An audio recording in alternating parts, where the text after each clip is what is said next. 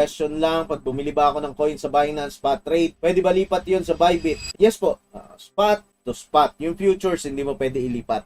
Now, ano ang kailangan mong tandaan pagka naglilipat po kayo? Make sure merong matic doon sa exchange na paglilipatan mo.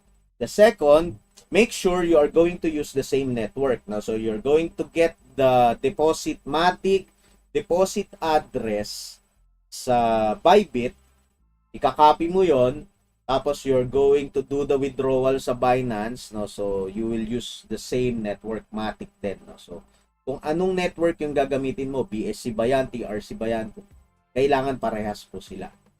Pag hindi, baka po mawala in transit yung token natin. At sabi nga natin, if you lose the token in transit, it will be gone forever, no? So sayang naman yung tokens, no? So make sure same network po ang gagamitin